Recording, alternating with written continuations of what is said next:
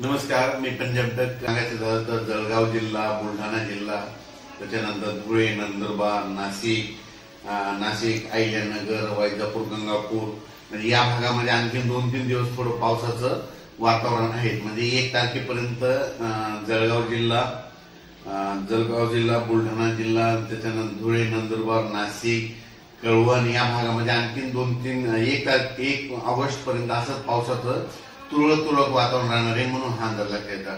मग राज्यात मध्ये आता तुम्हाला सांगायचं झालं तर सर्वप्रथम आणि त्याच्यानंतर आज यवतमाळ देखील म्हणजे 29 तारखेला यवतमाळ, नांदेड या भागात देखील आदिलाबाद, धर्माबाद थोडंफार पावसाचं वातावरण राहणार आहे।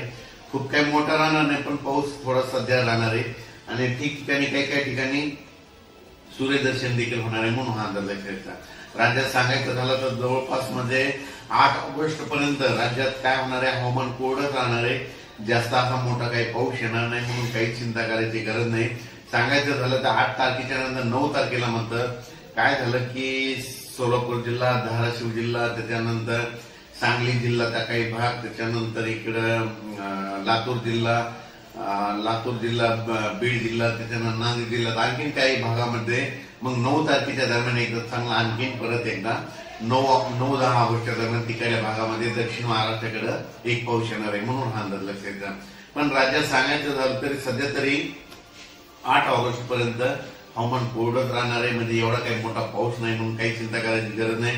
फक्त राज्यात मध्य प्रदेशचे जे लगत जे जिल्हे येतात, मध्य प्रदेशच्या लगत कोणते, मध्य प्रदेश आणि गुजरातच्या लगत नंदुरबार जिल्हा, धुळे जिल्हा, जळगाव जिल्हा, नाशिक जिल्हा, त्याच्यानंतर बुलढाणा जिल्हा, अकोला, अकोट हे भाग जे पट्ट्याने त्याच्यामध्ये आणखीन समजा 1 ऑगस्ट 2025 पर्यंत थोडं पावसाचं वातावरण राहणार आहे, म्हणून हा अंदाज लक्षात घ्या।